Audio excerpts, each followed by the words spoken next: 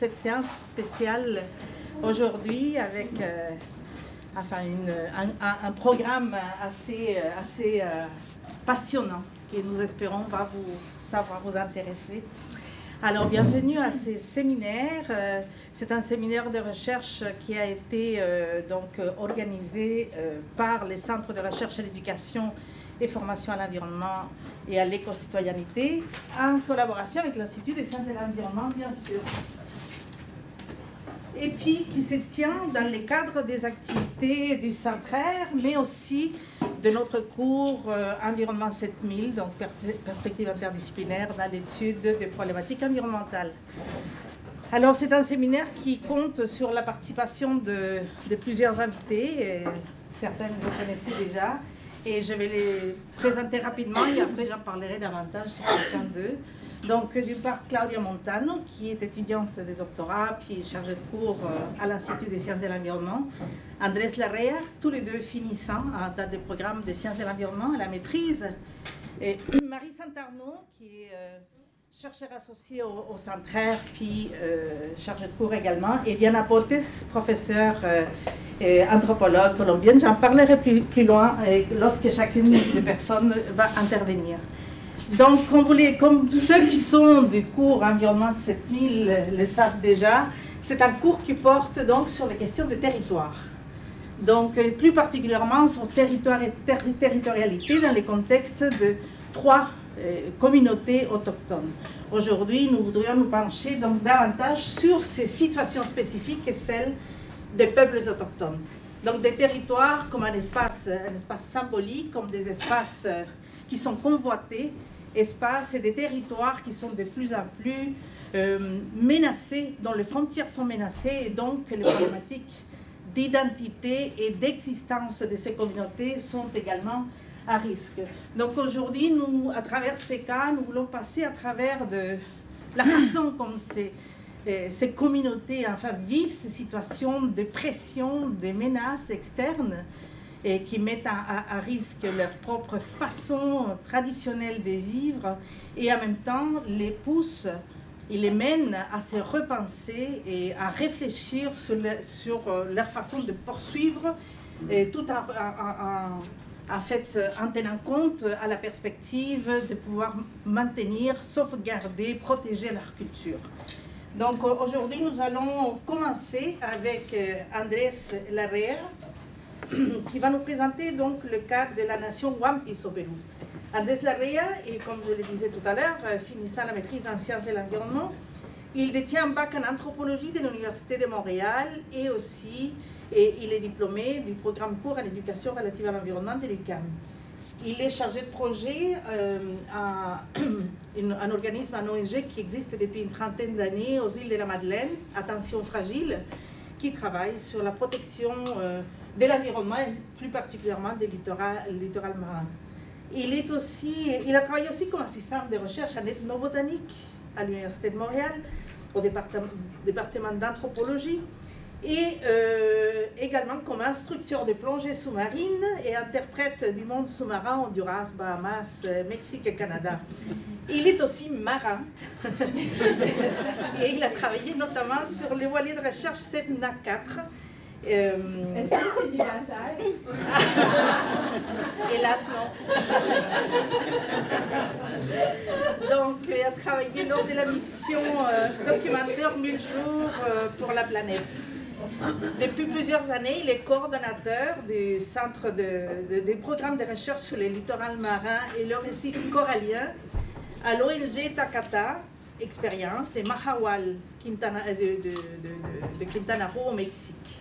Alors, je vous laisse avec Andrés. C'est bonjour.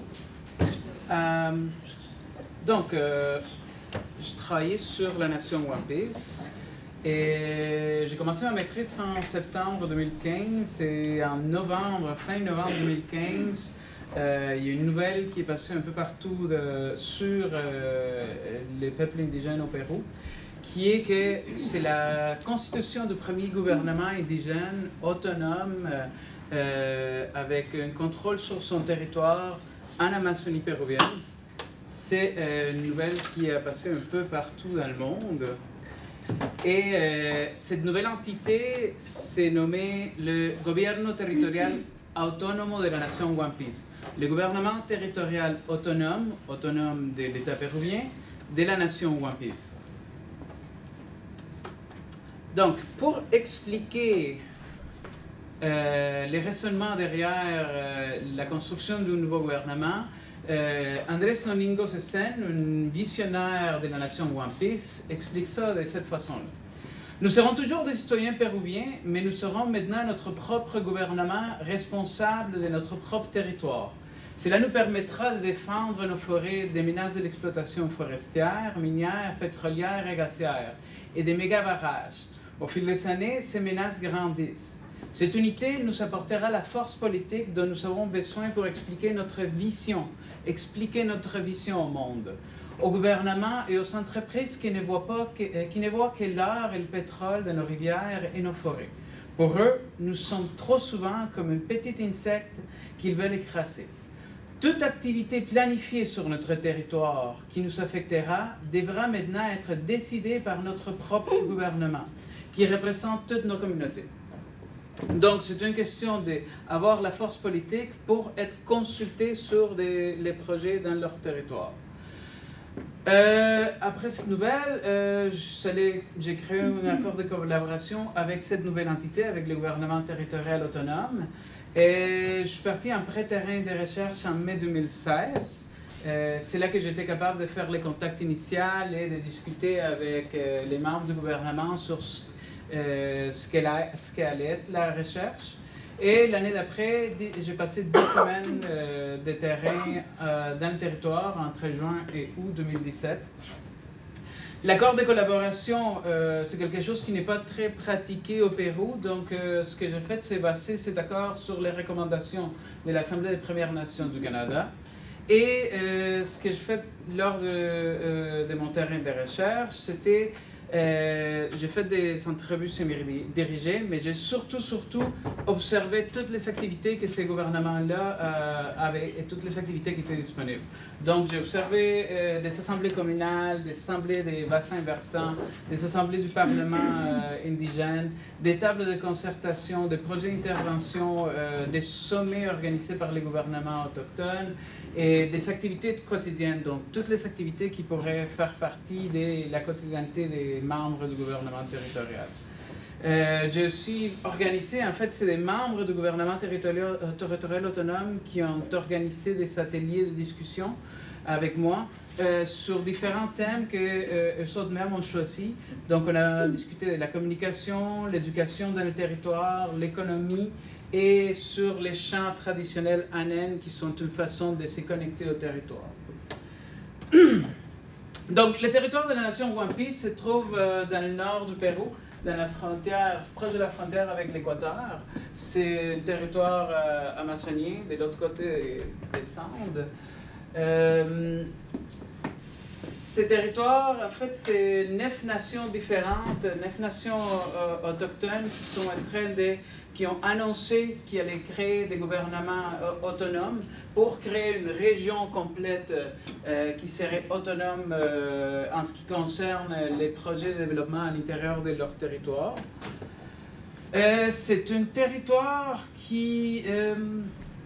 dans lequel on avait 65 communautés qui sont réparties autour des 2 grands fleuves qui se versent dans le Marañón, qui par la suite devient l'Amazonas. Le territoire accueille 13 000 personnes. C'est une économie qui est pratiquée, qui est basée sur les connaissances traditionnelles. Donc, tout ce qui est construction d'infrastructures est souvent fait avec les matériaux locaux. Et ce qui concerne l'horticulture, la pêche, c'est des techniques traditionnelles qui ont changé très peu. Par exemple, la pêche avec barbasco, qui est une plante ichthyotoxique qui va laisser une substance dans l'eau qui fait que les poissons vont s'asphyxier et apparaître en surface. Mais il y a quand même une perte de connaissances traditionnelles qui s'opère depuis une cinquantaine d'années à cause de l'entrée du système d'éducation national dans le territoire.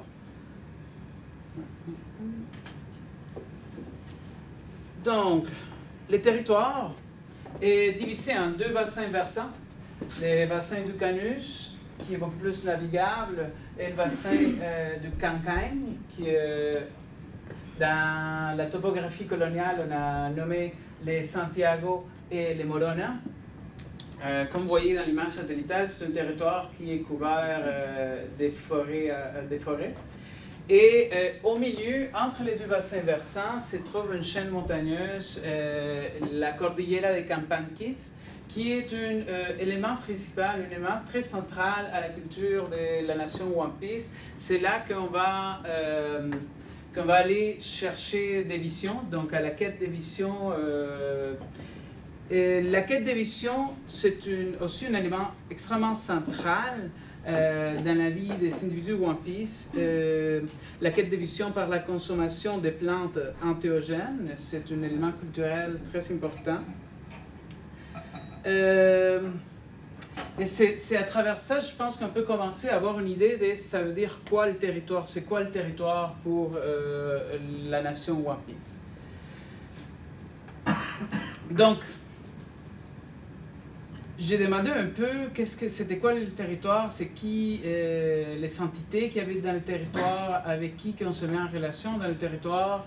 Et ce que j'ai reçu comme réponse, par exemple, c'est selon nos connaissances ancestrales, l'histoire qu'on connaît, c'est que dans l'espace existent des êtres spirituels, que l'homme Wampis a toujours été fortifié par ces êtres spirituels. Alors, on appelle ça vision. Alors, Arutam existait dans cet espace. Qu'est-ce qu'est l'Arutam? L'Arutam,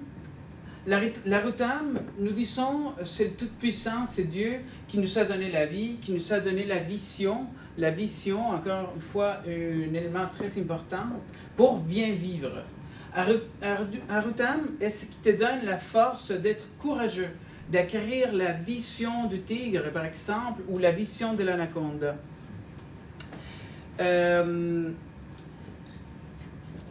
Certes, le gouvernement autochtone, le gouvernement territorial autonome a fait sa propre définition, a écrit sa propre définition de l'Arutam. Ça a été écrit par le Parlement, le Uniruntramu. C'est l'espace cosmique qui est le foyer des ancêtres, lieu de provenance de la force spirituelle qui protège la nation. Donc ça, c'est dans la première ordonnance, la première loi qui a été signée par le Parlement autochtone. On comprend aussi que les ancêtres peuvent devenir partie de cet Arutam, de cette énergie qui existe dans le territoire. Tous nos vieux, nos ancêtres qui ont été, quelques-uns sont Arutam.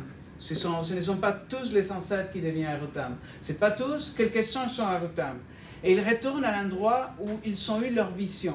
Donc, ils retournent toujours à l'endroit où ils ont eu leur quête de vision.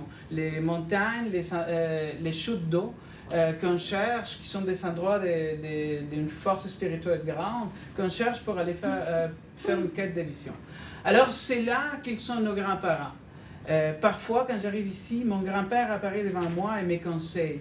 Et j'ai plus de pouvoir. Donc, on peut avoir une connexion, une relation avec les ancêtres à travers certains endroits qui sont les endroits où les ancêtres ont cherché leur vision. Mais il y a aussi d'autres entités dans le territoire, des entités comme Nunkui. Nunkui qui est la mère agricultrice. Par exemple, l'histoire de Nunkui explique l'acquisition de connaissances agricoles, d'horticulture. Une femme Wampis suit une trace des peaux de manioc le long d'un ruisseau jusqu'à trouver Nunkui qui lavait du manioc. Elle était là, elle avait du manioc. La madame, elle lui demande « Donnez-moi du manioc, moi aussi je veux manger des plantains, du manioc. » Et alors Nunkui lui dit « Voici le manioc, voici l'enfant manioc. » Lui donne son enfant et apporte cet enfant, demande-lui, mais prend soin de lui. Donc une relation sociale avec cet enfant, cette connaissance qui est donnée par Nunkui à la femme Wampis. Voilà que nous savons cultiver le manioc et le plantain. C'est comme ça que les Wampis obtiennent les connaissances d'horticulture en créant une relation avec l'Unkui. Plus tard dans l'histoire, on apprend que les enfants de cette femme joueront de mauvais tour un enfant manioc. Et cette rupture de la relation de réciprocité avec Nunkui va causer que le diable sorte de la terre. Donc c'est très important de garder une bonne relation avec Nunkui. Le gouvernement autonome a sa propre définition en termes techno-scientifiques de Nunkui. Il dit Nunkui, avec les sols et ses profondeurs, les souterrains, c'est pourvoyeuse de la fécondité de la terre, source reproductive des graines, garante de l'abondance et de la sécurité alimentaire, terme utilisé par les institutions internationales, et facilitatrice de la force spirituelle de la femme et inspiratrice des normes et techniques pour le traitement durable des sols. Encore une fois, des termes qui sont des termes technoscientifiques qui servent à communiquer cette cosmovision, cette vision du monde aux institutions internationales. De cette façon, le gouvernement territorial autonome explique sa vision en termes négociables dans l'arène politique, c'est-à-dire en termes de l'ontologie moderne, de l'ontologie dominante. Un autre type d'entité qui existe dans le territoire sont les sirènes. Les sirènes Sumkichwar, qui sont les personnes de l'eau que nous traitons toujours comme ça. Ils sont aussi les propriétaires des poissons, les responsables de prendre soin des poissons. Et chaque puits a sa responsabilité, des propriétaires pour chaque corps d'eau. C'est pour cela qu'un chasseur qui veut y aller avec un hameçon devrait savoir un endroit. Savoir un endroit qui implique pas seulement connaître l'endroit, mais implique reconnaître et comprendre les règles de la réciprocité, les règles, les entités qui habitent un endroit, pour garder cette relation de réciprocité avec les entités. Devrait savoir respecter l'eau, et la personne qui va dans ces endroits-là devrait y aller avec une anène, avec un champ qui permet de se mettre en relation, d'avoir une influence sur ces entités-là. Donc, l'anène, encore un élément principal de la culture Wampis, ce sont des champs traditionnels qu'on utilise pour influencer ces entités qui habitent le territoire dans le but de respecter la relation de réciprocité.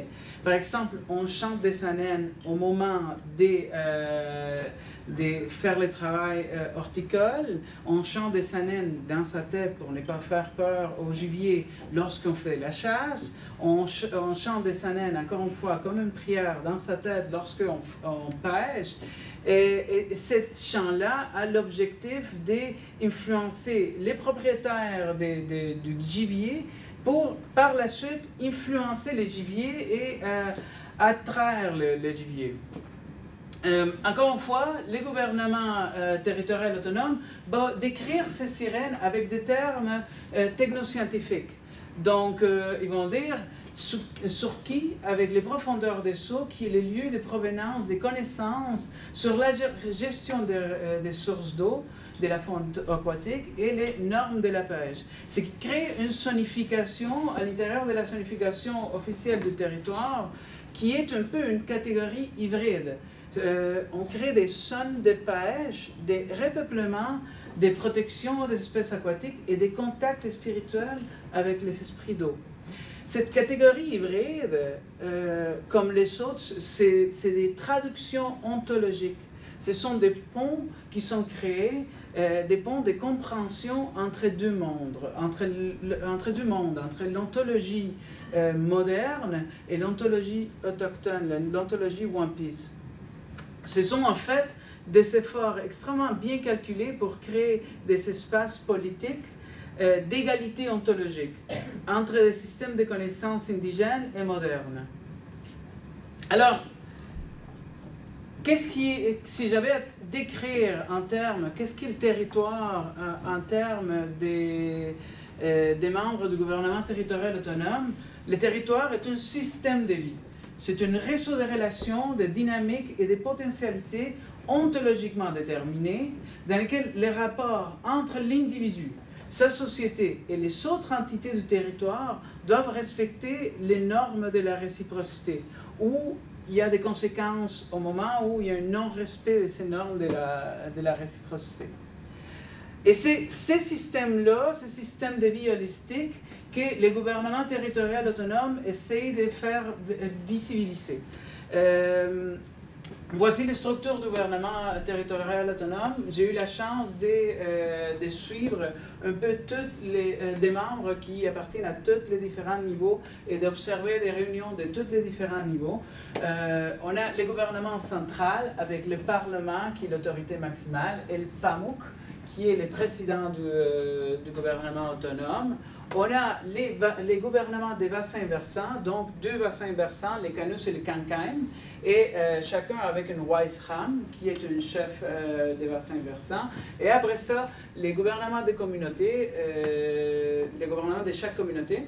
Et tu as un conseil des Waimaku, qu'on dit, des visionnaires, des personnes qui n'ont pas de rôle représentatif, mais qui vont avoir une influence sur tous les niveaux de gouvernement, qui sont réputés pour avoir une vision du futur et de comprendre le futur. C'est quand même important pour faire partie, pour devenir PAMUC ou pour devenir Weisram, c'est important qu'on reconnaisse dans la société que tu as de la vision, c'est-à-dire que tu as fait une quête de vision et que tu as accompli cette vision-là. D'ailleurs, cette structure-là est basée sur un conseil de guerre qui apparaissait dans le territoire lorsqu'il y avait une menace externe. Donc, c'est une structure qui existait traditionnellement, qui a été un peu visibilisée par le travail qu'était en train de faire le gouvernement territorial autonome. Et qui était d'habitude pour la protection du territoire. Et on protège les territoires de quoi? On protège le territoire du système de vie Apache, le système de vie extérieur. Il met les systèmes de vie à nous, notre culture est en relation avec ces réseaux de relations, avec les ressources naturelles. Parfois, ils utilisent des mots qui sont de l'ontologie moderne. Le peuple Wampis, le peuple indigène, n'a pas de culture sans son territoire. Alors, c'est ça notre système de vie. Maintenant, les systèmes de vie des Apaches, des gens qui viennent de l'extérieur, leur culture est de détruire les ressources naturelles et obtenir plus d'argent. C'est pour ça que nous sommes préoccupés par rapport à ça. C'est en fait c'est un conflit entre des mondes. Cette relation dépend de notre maintien très soigneusement. Tant que nous maintenons très respectueusement, ça se relationne. Mais quand les relations de ces deux types de mondes ne sont pas respectées, deux types de vies qui sont menées dans nos territoires, c'est là qu'il y a de l'incompréhension. Donc, ce qu'il dit, c'est que ces deux mondes, deux ontologies différentes, deux systèmes de vie différentes, avec des cultures matérielles différentes, avec des compréhensions de l'univers différentes, qui sont un peu en conflit parce qu'ils n'arrivent pas à se relationner. La relation n'est pas impossible. On le voit parce qu'il y a un travail d'équivocation contrôlée, des traductions ontologiques qui est faite par les gouvernements territoriaux autonomes. Donc ça c'est la nature et la toile de fond des conflits socio-environnementaux qui arrivent sur le territoire. Quelle est la profondeur et l'intensité qui peuvent prendre ces conflits-là? On peut retourner en 2009 à un événement tragique qui a vraiment marqué l'histoire du Pérou et surtout de l'Amazonie.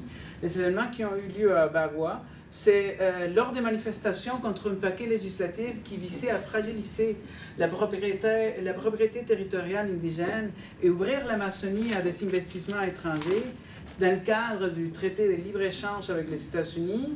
Il y a eu une mobilisation nationale et donc des groupes de protecteurs du territoire, Wampis et Aguajún, ont pris des installations pétrolières et il s'est ensuivi un massacre.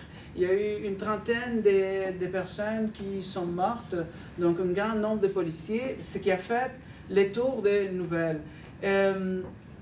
Et ça a été interprété dans le monde académique comme justement comme ces conflits expriment des différences politiques de nature ontologique. Donc c'est l'ontologie moderne, l'épistémologie moderne, la politique moderne qui écrase, écrase l'ontologie One Piece. Les conflits de Valois démontrent que l'exploitation industrielle des ressources naturelles est interprétée par ces communautés indigènes comme une usurpation des milieux de vie et une désacralisation de leur mode d'interpréter le monde. Ça, c'est très important, la désacralisation du mode d'interpréter le monde. Parce que lors des conflits socio-environnementaux, l'État est incapable de reconnaître même la réalité des One Piece, parce que les négociations politiques ne reconnaissent pas leur approche à la réalité, ne reconnaissent pas les systèmes de connaissances et l'épistémologie qui leur permet de comprendre leur réalité. Et donc, on n'est même pas capable d'être d'accord sur les enjeux. Pour l'État, ce sont des projets de développement basés sur l'exploitation des ressources naturelles. Pour les One Piece, c'est la destruction de tous les systèmes de relations dont dépend leur système de vie. Donc, dans ces conditions, négocier dans les termes de l'État implique nécessairement une dénaturalisation des relations avec les entités non humaines du territoire. Et c'est pour ça que c'est nécessaire de traduire ces entités non humaines dans les termes de l'ontologie moderne pour être capable de négocier dans un espace qui soit plus ou moins égalitaire. Et donc, ce n'est pas surprenant que le gouvernement territorial autonome périodiquement réaffirme son rejet catégorique à toute activité extractive, légale ou illégale. Donc, dans le territoire, il y a certaines problématiques d'extractivisme. Je vais en toucher deux. Donc, l'exploitation minière aurifère illégale. Donc, il y a de l'exploitation d'or alluvionnaire sur le territoire, surtout dans le bassin versant du Canus. Et ce que le gouvernement territorial autonome va faire, c'est organiser des opératifs d'intervention. Donc, ils vont arriver 200 personnes avec leurs lances, les nanki, avec leur peinture de guerre et apparaître dans le campement minier illégal pour, à la force, expulser les miniers. Parfois avec l'aide de la police, parfois avec l'aide de la marine de guerre, mais aussi souvent par eux-mêmes. C'est assez impressionnant à voir. Là, ce qu'ils sont en train de voir, c'est de détruire les installations qui sont utilisées pour ce que vous voyez. En fait, toute cette partie-là, ça a été détruit par la minerie d'or qui avait soin de détruire l'espace pour, par la suite, passer le fond de la rivière Otami. Et ce qui implique une contamination au mercure qui est utilisée dans le procédé pour obtenir l'or. Sinon, il y a aussi les concessions pétrolières de l'État, donc plus dans le côté légal. Ce qu'on voit ici, c'est le bassin versant du Canus, et ce qu'on voit ici, c'est la concession du lot 116, qui couvre non seulement une bonne partie du territoire One Piece, mais une bonne partie du territoire Awakun. Tous les petits noms que vous voyez là, c'est des communautés. Et les deux points verts, c'est des zones réservées, des serres réservées. Ce lot-là a été concédé 300 avant les massacres de Bagua. Donc, on peut comprendre que ça a été un des éléments contextuels à la tragédie qui est arrivée là-bas. Le gouvernement de la nation One Piece, avec les Pamuk Brais Pérez et des organisations à Wakun, ont mené l'État en cours parce que cette concession n'avait pas été consultée. Donc, il n'y avait pas eu de consultation préalable et ça a été amené jusqu'à un cours supérieur. Et c'est juste il y a un couple de mois que les explorations dans cette concession ont été arrêtées par l'État. Ce qui implique le premier grand gain, la première grande victoire du gouvernement One Piece. mais il reste qu'aujourd'hui, dans le territoire autonome des 9 nations, il y a le oléoduc nord-péruvien qui a plusieurs concessions pétrolières et qui sera un défi à l'avenir de cette région autonome. Voilà.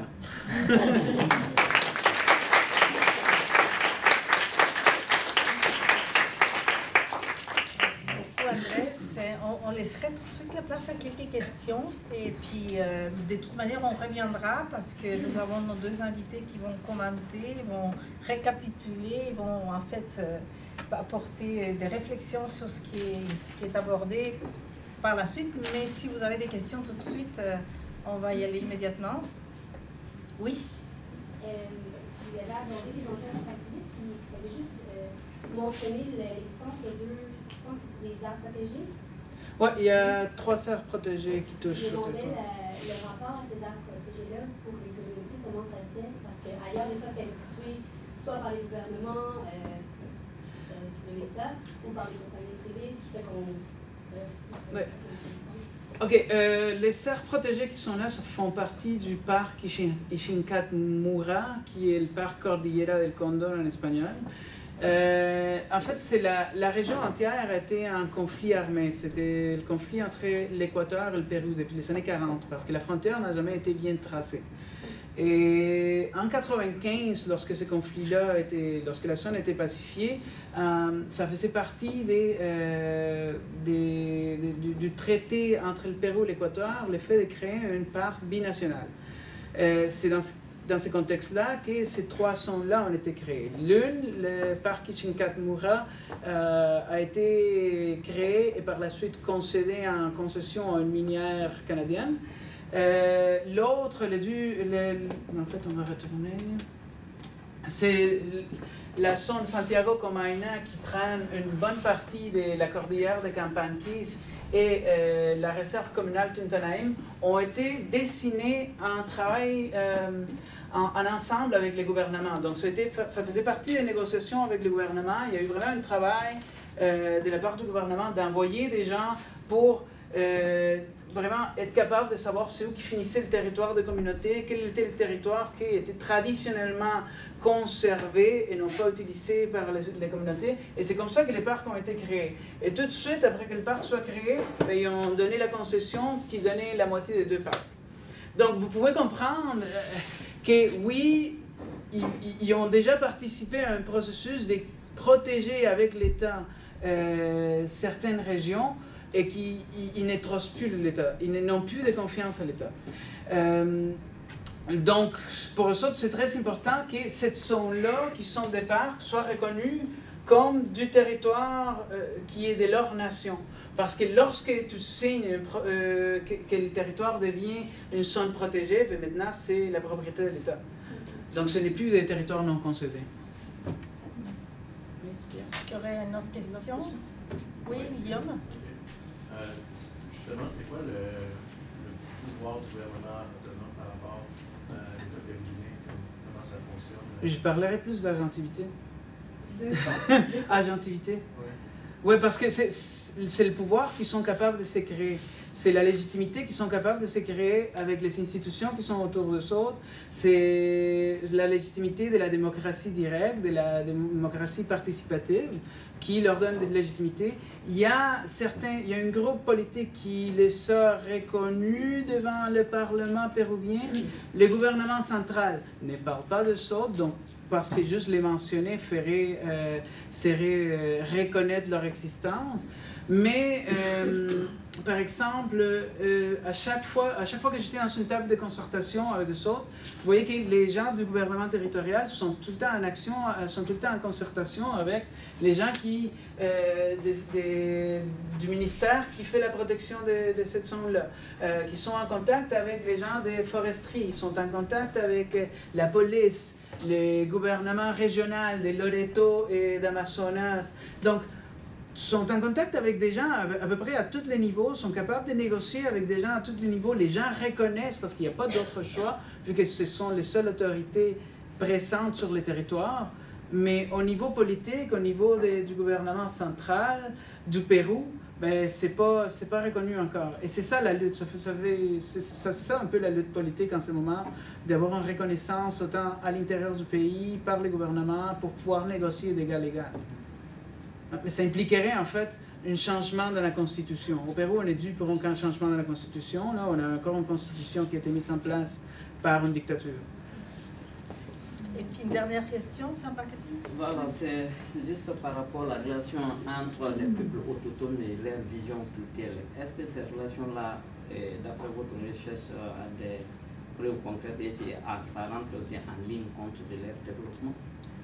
Avec les développements? Par exemple, entre la femme et nous, là, de donner un enfant, est-ce que ces preuves structurelles-là rentrent en ligne compte de leur développement? Je veux dire, OK. La question est de ne pas mettre ça en termes de développement. Parce que le développement... En mode de subsistance, parce que vous avez dit qu'il y a une relation directe entre les peuples autochtones et leur vision structurelle. Oui. Par exemple, par rapport à l'eau, par rapport à l'agriculture. Donc, ils ont toujours des points pour venir acquérir des connaissances structurelles pour pouvoir développer ces connaissances. Mais est-ce que réellement vous avez des preuves concrètes par rapport à ça? Oui, ça revient aux retombées qu'ils vont avoir du projet. Je dis qu'il y a une perte de connaissances traditionnelles, il y a une perte de ces champs anènes qui sont très importantes pour créer cette relation avec les territoires et pour concevoir la relation au territoire. Eh bien, il y a une certaine perte de ces champs-là à cause que l'école nationale, le système scolaire national est arrivé dans le territoire. Et donc, comme les jeunes Wampis ne passent plus leur temps avec leur mère dans le jardin horticole, ne passent plus le temps avec leur père à chasser ou à pêcher, alors il y a une perte de ces connaissances-là. Et ce qu'on a fait comme un peu retombée de cette collaboration avec le gouvernement territorial, c'est qu'on était en train de partir l'Institut Wampis avec le gouvernement du bassin versant des Canuts.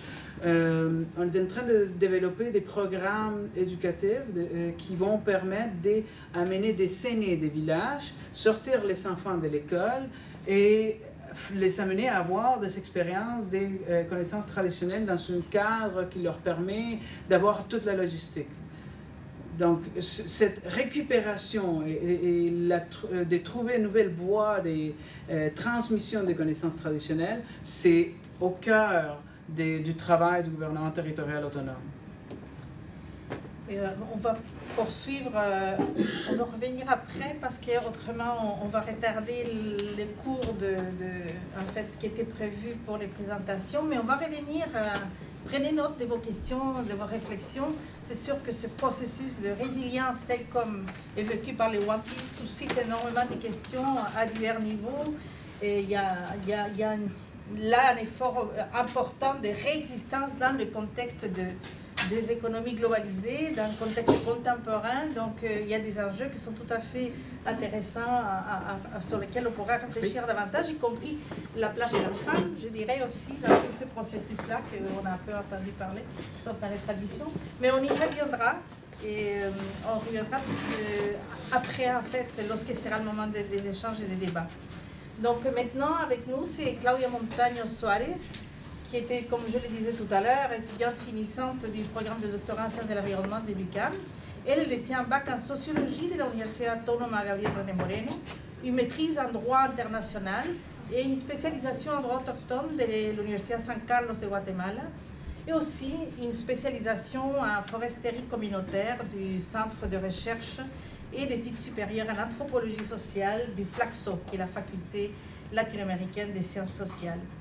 Elle a été durant 6 ans responsable nationale du programme de plaidoyer politique du Centre d'études juridiques et de recherche sociale de la Bolivie, plus spécifiquement ce qui concerne les questions de développement régional et de gestion territoriale dans des contextes paysans et ruraux. Elle s'intéresse plus spécifiquement à la territorialité autochtone.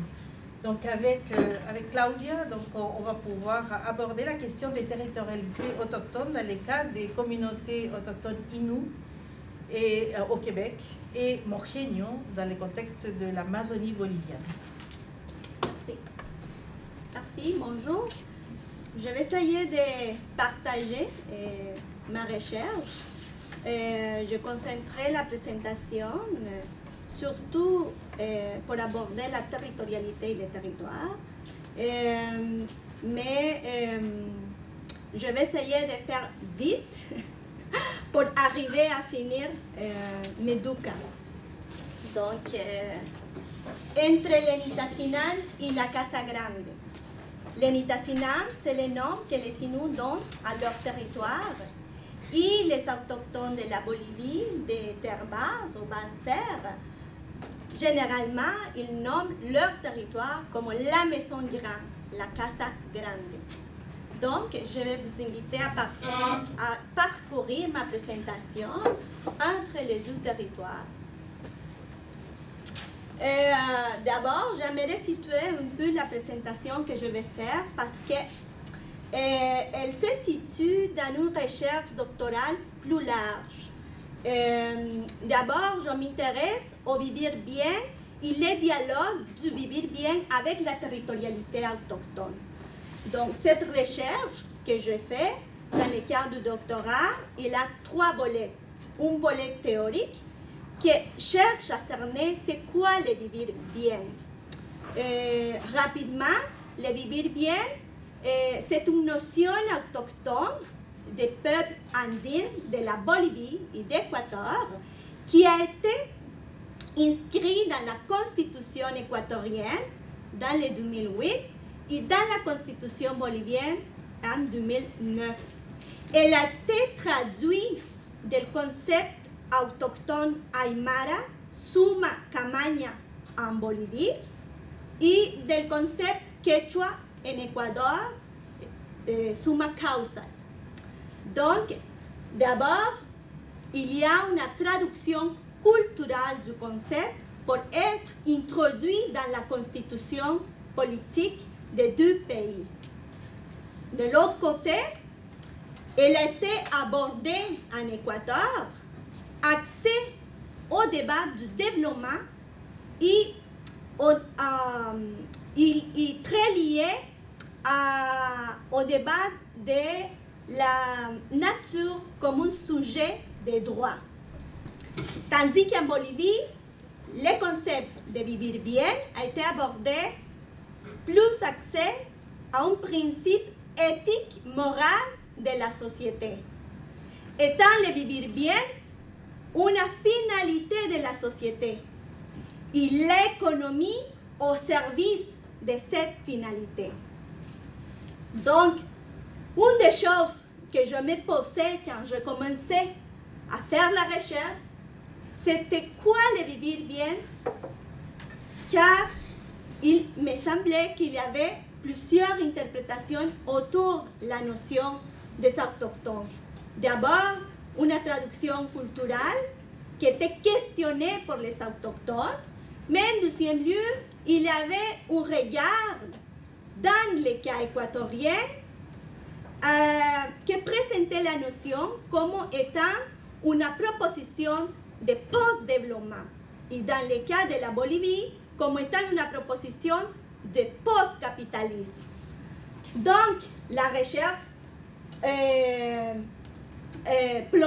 me plongeais pour voir c'est quoi le vivre bien, c'est quoi les fondements, c'est quoi la portée, et c'est quoi les principes axiologiques et paraxiologiques de la notion. Donc, d'abord, c'était une recherche théorique. Après, je me demandais si le vivre bien, buen vivir a une potentialité en termes de questionner le développement comme paradigme et en termes d'alternatives de sortie du système.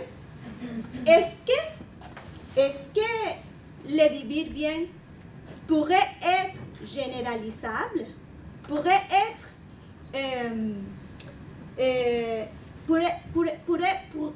servir pour des autres peuples non andins et même non autochtones? Est-ce qu'il est viable? Mais je me demandais aussi, dans ces questionnements, qu'est-ce qu'il y a ailleurs des Andes? Est-ce qu'il y a des autres peuples qui ont une notion pareille, semblables dans ses propres termes. Comment est-ce que c'est pour eux le vivre bien, bon vivre, ou quel serait son idéal de vie? Et pour ça, je me proposais les volets théoriques, explorer d'autres territorialités dehors du cadre des Andes et voir ou chercher s'il y avait une vision propre du vivre bien, bon vivre, ou qu'est-ce que serait un bon vivre dans ses propres terres. Donc, j'ai fait une recherche ethnographique et finalement, cette recherche a un troisième volet, que c'est le volet analytique propositionnel, qui essaye de faire le dialogue entre le vivre bien et ces deux cas que je explorais. Donc, maintenant, je vais aborder la recherche ethnographique. C'est une recherche ethnographique qui a pris en compte le protocole de recherche des Premières Nations d'ici de Québec et de Labrador. Et aussi a pris en considération la contribution que cette recherche pourrait avoir dans les deux cas qu'on a choisis. On a choisi le peuple Innu, qui est en un processus de négociation territoriale depuis 35 ans, et aussi le peuple Mojeño, qui se trouve dans un processus d'autonomie gouvernementale, résultat de la nouvelle constitution politique de l'État. Donc, la nouvelle constitution politique de l'État bolivien permet aux autochtones d'entamer des processus d'autonomie. Donc, je me suis dit que la recherche devait contribuer à ce processus-là. C'est une recherche ethnographique dans le cas d'ici du Québec, que c'était une réalité que je ne connaissais pas beaucoup. Je la connais à partir de mon doctorat, même le français. Donc, je fais d'autres pré-terrains, les 2014, les 2015. Je formalisais la recherche avec les Innu de Nutarquan. En 2015, je restais dans la communauté pendant 3 mois pour faire la recherche ethnographique. En 2016, je suis allée en Bolivie pour faire ma recherche avec le peuple Mojeño. Aussi, je restais 3 mois. Puis, en 2017, l'année passée, j'ai fait mon processus de validation de ce que j'avais tiré de ce processus de recherche ethnographique. La stratégie des collègues de données a combiné l'entrevue individuelle, semi-dirigée, l'observation ouverte et participante, groupe de discussion, journal de bord. Donc, pendant les 3 mois, je me suis plongée dans la communauté et j'ai eu le plaisir de connaître les Innu. Et je dois dire que j'ai eu une réception si fantastique. Il y a plein d'anecdotes qu'on pourrait, au moment où s'il y a le temps à la fin de partager, mais je trouvais un peuple accueillant. Et avec les Innu, je partageais des fêtes, ils me sont ouverts tous ces espaces de socialisation qu'il y avait dans la communauté, sauf les espaces de définition politique. Dans les cas Innu et dans le cas de Mojeño, comme c'est un peuple avec lequel j'ai déjà travaillé, donc là-bas c'était facile mes incorporations dans la recherche. Et là, j'ai aussi eu l'accès à tous les espaces de socialisation, de travail communautaire, de partage, puis aussi des espaces de décision politique. Donc, je fais des entrevues avec les aînés, 14 aînés Innu, 15 Mojeño, avec des adultes Innu, 13 avec les Mojeño, 31 avec les jeunes, 6 jeunes Inuits et 3 jeunes Mojeños et 7 Mojeños, femmes Mojeños. Donc, ce que je vais partager avec vous, c'est les faits saillants par rapport à la signification du territoire, la territorialité contemporaine, qui ont du peuple, les enjeux, les défis, les menaces auxquelles ils se trouvent et les actions déployées en vue de nouvelles territorialités ou innovations. Donc, les Inuits de Nutashquan se trouvent dans la Moyenne-Côte-Nord. Je peux même? Si. OK. C'est presque à la fin de la route 138. Il y a 40 km, ça finit la 138 dans la communauté de Kagasca ou dans le petit village de Kagasca. C'est une communauté où il y a 1100 personnes dans une superficie de 20 hectares. Donc, c'est une réserve indienne, ce qu'on appelle. Il y a 128 maisons, puis il se trouve à 1300 km de Montréal. Les territoires, ça c'est le territoire des Inuits. La signification du territoire chez les Inuits, je vais partager des récits que je trouvais qui expriment très dans la profondeur de la pensée des Inuits, qu'est-ce que c'est le territoire. Dans le territoire, il n'y a pas de limite pour les Inuits. Il n'y a pas de frontières. On est libre et on est en paix.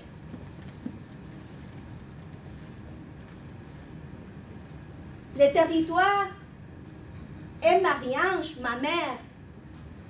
Oui, le territoire est ma mère. C'est là où j'ai appris à marcher. C'est là où ma mère nous amenait avec tous mes frères et sœurs en faisant des portages. Le territoire, c'est notre mère. Le territoire est là où nous sommes libres. On dirait que quand on est dans le territoire, on se sent bien. On se sent chez nous. Ce n'est pas comme dans la réserve. Je dirais qu'on revient Inuit. Oh oh. Isabelle? Donc, ces récits-là sont presque répétés dans toutes les entrevues que je fais, pas seulement avec les aînés, avec même les femmes et hommes adultes et même les jeunes. Donc, j'ai sorti les faits saillants de la signification du territoire. Qu'est-ce que c'est le Nitassinan? Le Nitassinan, c'est un espace sans frontières. Il n'y a pas de frontières. C'est la terre-mère. C'est de là où nous venons. C'est la mer nourricière, parce que c'est là qu'on trouve les caribous. C'est là qu'on trouve la viande de bois à manger.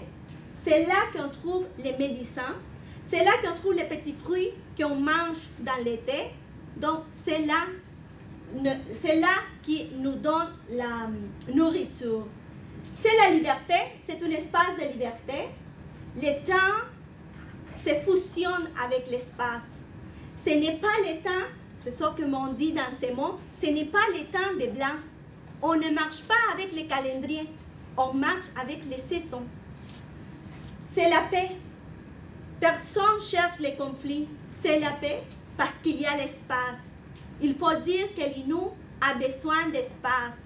Donc, imaginez-vous qu'est-ce que les traumatismes qu'impliquait le régime de réserve de concentrer les Inuits dans un espace si restreint à titre de devenir communauté. Et je commence à dire, à avancer dans mon exposé parce que je ne sais pas si vous avoir l'état, mais c'est-à-dire la communauté chez les Inuits, il semblerait que ce n'est pas la même conception de communauté qu'on pense quand on pense à communauté. Tout le monde réunis, agglomérés, tout le monde concentré. Mais aussi, le Nitassinan, c'est l'identité, c'est la mémoire. C'est le lieu où nos ancêtres ont marché, ont vécu, ont chassé, ont raconté ces histoires. Donc, c'est l'identité, c'est la mémoire. Quel est le lien que les Inuits gardent avec les Nitassinan? Quand ils parlent de Nitassinan, tout de suite, ils reviennent dans la conversation, dans le récit, dans son explication du monde, que le territoire, c'est le lien avec les ancêtres. Mais les ancêtres, ce n'est pas seulement les ancêtres, hommes ou êtres humains. Les ancêtres aussi, c'est élargi à les autres entités. C'est la source de la vie. Il y a un lien de gardien, un devoir de garder le territoire et un lien filial. On est fils de là, on vient de là. Le Nitassinan, ça c'est le Nitassinan, le territoire ancestral. C'est un territoire, comme on voit ici, une carte de 1880. Il n'y avait pas encore de division, il n'y avait pas la territorialisation du territoire Innu. C'était un territoire sans frontières où il y avait les communautés, et même il y a des communautés dans cette carte-là, Innu, qui dépasse maintenant la frontière qui va de Labrador. Les Inuits, comment est-ce qu'ils géraient ce territoire? Il avait une conception d'occupation de territoire, une rationalité axée dans les critères de liberté. Et cette rationalité-là est aussi axée sur le rythme et le rythme de la nature, la saison de la nature. Donc, suivez les caribous pendant l'automne. Ils restaient à l'hiver dans le nord et pendant le printemps, ils descendaient sur la côte de Saint-Laurent. Il faut dire qu'il y a 55 rivières qui descendent du nord du territoire Innu jusqu'au Saint-Laurent. Donc, c'est le caribou, c'est l'animal sacré qu'ils suivaient. Donc, la vie traditionnelle des Inuits, c'était une vie de chasseurs-cueilleurs de la taïga et de la toundra. Et en hiver, il établissait son campement dans les montagnes. C'est pourquoi ils ont eu l'appellation de montagnais, parce qu'ils vivaient dans des petites montagnes, dans les terres intérieures. Les outils qu'ils utilisaient, c'était les toboggans, les traîneaux et les raquettes pour se déplacer. En automne, elles remontaient dans le territoire pour la chasse au caribou, la grande chasse. C'était l'époque de la grande chasse. Et le printemps, comme je disais, elles se déplaçaient en canot suivant les cours de rivière pour descendre au Saint-Laurent. C'était l'époque des petites chasses. Ils chassaient l'outard, les oiseaux migrateurs comme les canards. Et c'était le moment de la pêche au saumon parce que les saumons commençaient à monter. Et en été, c'était le moment de rassemblement dans les embouchures. C'était le moment de retrouvailles, de célébrations, de fêtes, de faire le makusham, que c'est le moment où on partage le tuétano, comment est-ce que je dis? La moelle de caribou, et on fait des grandes fêtes.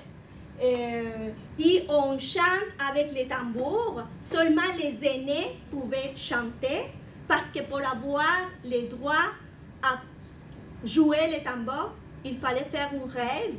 Donc, ce n'était pas n'importe qui jouait les tambours. Surtout parce que le tambour Innu est fait de la peau de caribou.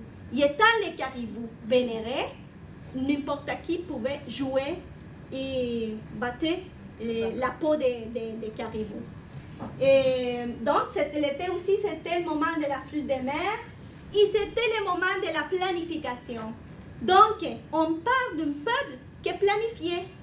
On ne parle pas de peuple qui n'a pas une notion d'organisation en disant ah, il ne pense pas, il vit, il n'a pas le temps, il n'a pas la notion de temps comme nous. Non, c'était des peuples vraiment organisés et qui planifiaient toute la session, poursuivre toute la session. Donc, l'importance du caribou dans cette conception. Papa Nashik. Tu sais, ça c'est à moi qui m'a dit. Tu sais, nous étions un peuple nomade, un peuple libre qui marchait partout en pleine liberté. On suivait les caribous. Grâce à lui, nos ancêtres ont pu survivre. Grâce à lui, nous-mêmes vivons encore. Les caribous est vénéré. C'est là. Tu vas rire, mais pour nous, c'est notre frère. On le respecte. C'est Papa Cacique. Ah. La territorialité contemporaine. Donc, maintenant, comment est-ce qu'il vit le territoire? Je parlais tantôt de la vie traditionnelle et comment est-ce qu'il vivait et s'organisait. Mais qu'est-ce qu'il reste de sa vie maintenant? Il existe une appartenance, un sens de tous commun. On appartient à tous. Il y a un commun. Le territoire, c'est une propriété héritée. Et l'accès à ces territoires, c'est ouvert pour les autochtones et maintenant c'est restreint pour les Blancs. Les activités qu'ils réalisent maintenant, dans l'actualité, c'est la production et la reproduction culturelle en base autour de la chasse, la pêche, la cueillette, des petits fruits, le trapage, mais aussi il y a le travail rémunéré dans les conseils de bande et aussi il y a le chômage. C'est important de comprendre que même si on est en 2018, les autochtones, même si on était sédentarisés et vivent en réserve, la façon de comprendre le territoire et le rapport qu'eux ont avec le territoire est presque les mêmes. Les activités de la chasse, la cueillette, la pêche, ils se maintiennent. Qu'est-ce qui a changé? Ce qui a changé, c'est l'État. Avant, ils vivaient dans le territoire. Ils parcouraient le territoire. Avant, ils restaient dans la grande chasse jusqu'à les années 70, 3 mois en automne, dans le territoire.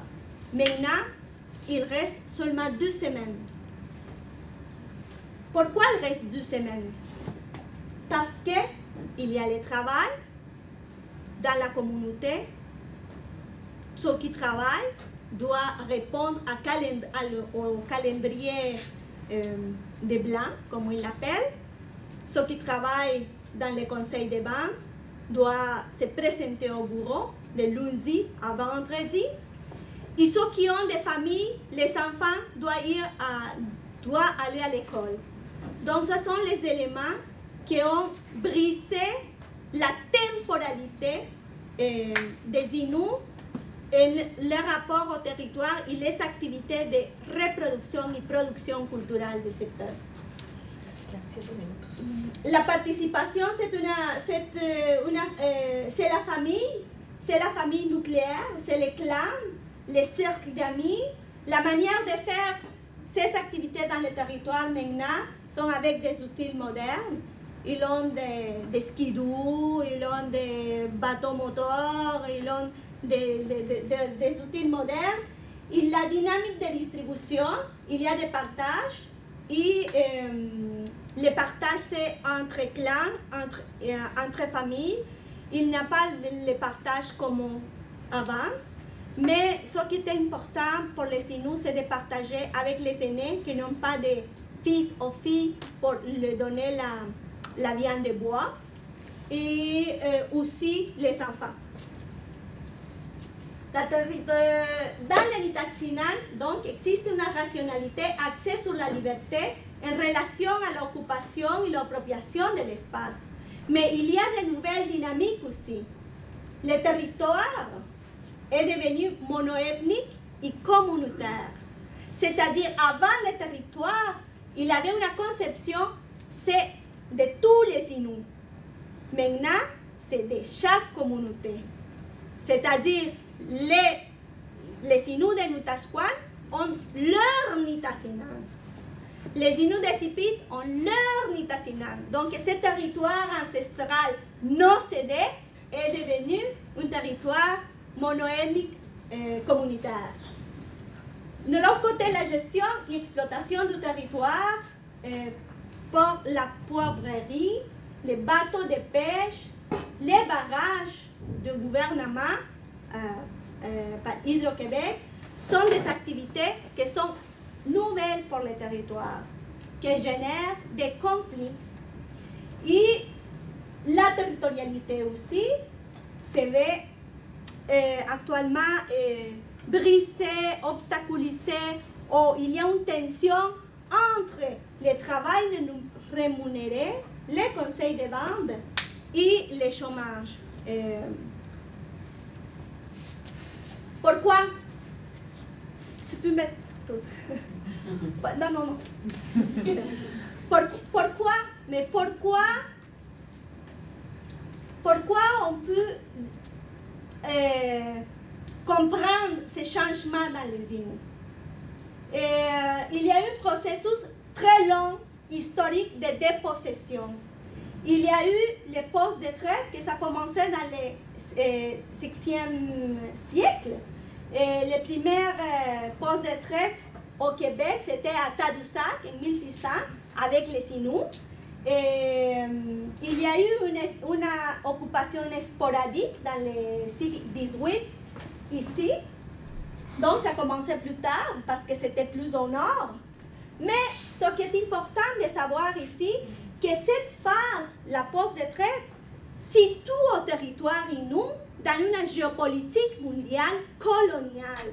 C'était la première phase, je dirais, de dépossession du territoire, mais de dépossession, mais aussi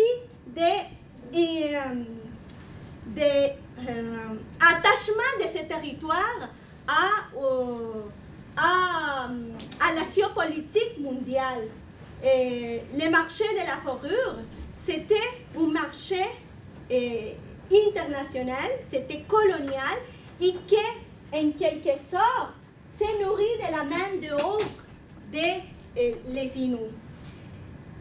Ces moments-là, pour moi, c'est très important de le préciser, dans le sens que la façon de vivre cyclique des Inuits va être brisée parce que eux, à l'entrée de l'argent, ils vont faire plus attention à toutes les activités de trapage à la place de suivre leur vie normale, leur vie quotidienne, leur vie traditionnelle. La mission, c'était une autre façon aussi qui a bouleversé sa relation, sa vie traditionnelle, sa territorialité traditionnelle que les Inuits avaient. Il a produit la sédentarisation, la évangélisation et la scolarisation. Et aussi dans la fin du siècle XIX, la industrialisation et la modernisation. Le chemin de fer est arrivé, les projets forestiers, minières, la hydroélectricité et la route qui était finie en 97. Okay. On va finir avec les Inuits. Mais cependant, ce processus que je viens d'expliquer, ce processus très colonial et de dépossession, il reste quand même des traditions très ancré dans les Inuits. Il y a une persistance, il y a un savoir-faire dans le territoire, malgré tous ces changements. Bien, on pêche à la moderne, mais aussi on maintient une relation et une pratique de l'Inaitun. Le respect à les normes de chasse, de pêche, tous les animaux ont un esprit. Mishnak, c'est pour les poissons, Papanakish pour les caribous. Et chaque fois qu'ils vont faire une activité dans le territoire, eux, avec moi, se sont ouverts et ont dit, nous encore, on parle avec les animaux. On ne dit pas à tout le monde ça, parce que des fois, on pense que nous sommes très arriérés. Mais c'est une relation qu'on a encore très forte. Aujourd'hui, on vit comme les Blancs, mais on reste Inuit. On est fiers d'être Inuit. Je vais te dire, nous ici, nous faisons ce que nous faisions avant. On va à la chasse, on pêche, on met des colliers. On fait tout ce qu'on faisait autrefois. Mais plus comme avant. On a des outils modernes. On va pour certains temps dans la forêt. On ne reste pas comme avant. La vie des Blancs nous fait prisonniers. Cependant, il y a une persistance. Et l'Inuit ici, que c'est l'idée de communauté des Inuits, que les Inuits ont.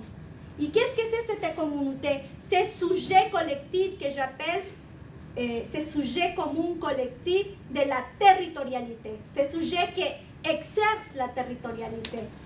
Mais en fait, c'est une communauté qui se définit à partir d'un nous.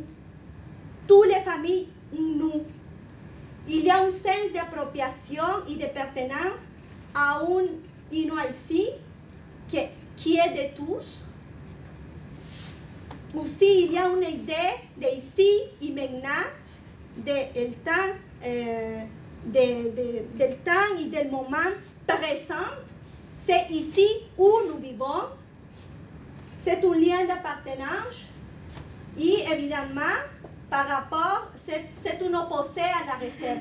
La réserve, c'est une invention, une position de l'État qui a brisé la liberté et qui a imposé l'école pour l'assimilation. Donc, j'appelle cette idée d'Inuit ici et des communautés, je l'appelle la communauté des plaisirs vitaux. Que ça vient de loin, que ça vient de ce que je vous avais raconté, des moments où ils se rencontraient dans l'été. Monsieur Terminero. Et... il reste 50. Tenemos que terminar. Ok. Qu'est-ce qu'on fait? On va vite. Oh.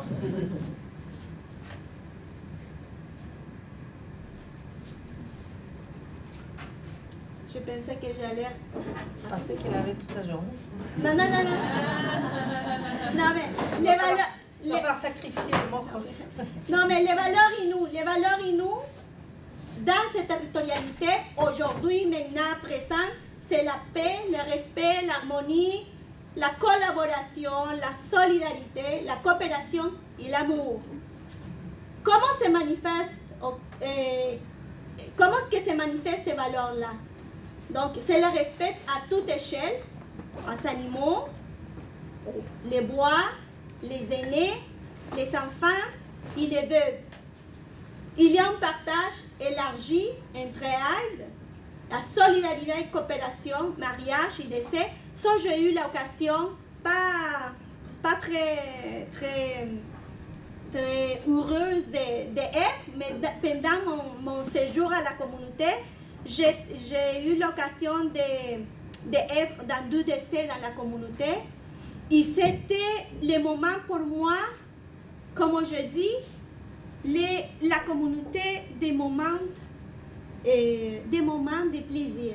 Mais même si c'est douloureux, c'était les moments où ils se rassemblaient, ils se tenaient ensemble, et il y avait beaucoup de solidarité, beaucoup d'empathie. C'était le moment où je pourrais dire que j'ai vu la communauté. Et même dans les mariages, c'était quelque chose de heureux pour toute la communauté participe au mariage. Okay.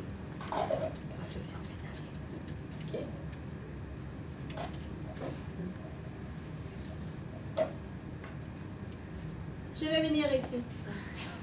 Et on finit. Pour les Inuits,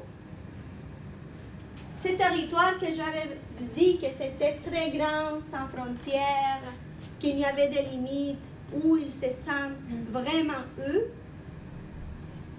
et a été peu à peu envahi, peu à peu, ils se sentent dépossédés. Quelle action eux ont déployé envers les territoires pour les garder? Et ça fait 35 ans, ils ont entamé un processus de négociation territoriale qui va les amener à une autonomie gouvernementale. Cependant, pour moi, ça reste encore à réfléchir parce que je trouve que c'est quand même un piège dans le sens que le processus de négociation s'établit à partir d'une pensée à partir de la société majoritaire qui est coloniale. C'est à partir de cette société-là que s'établissent les règles des jeux, les règles sur quel territoire on va parler. Donc, les Inuits, ils parlaient de tous les territoires. Pour les gouvernements, ça ne marche pas comme ça. Ça ne marche pas comme ça. Donc, à fur et à mesure, dans les 35 ans de négociations, les Inuits ont commencé à adopter différentes stratégies. Dans le cas de Natashquan, ils ont resté avec Marche-de-Yash et Esipit dans une coalition pour continuer à négocier un territoire qu'ils appellent un territoire commun global. Cependant, dans ce territoire qu'ils demandent, il y a des vides.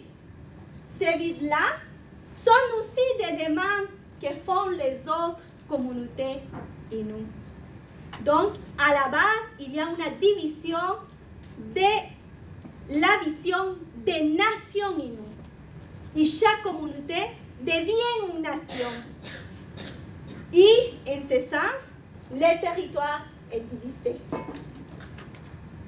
Donc, la question que je me pose, mais est-ce qu'il y a une autre alternative pour garder le territoire? Et c'est la question que les Inuits aussi se font.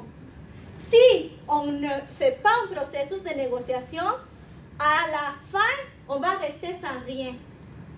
Parce que, regarde ça,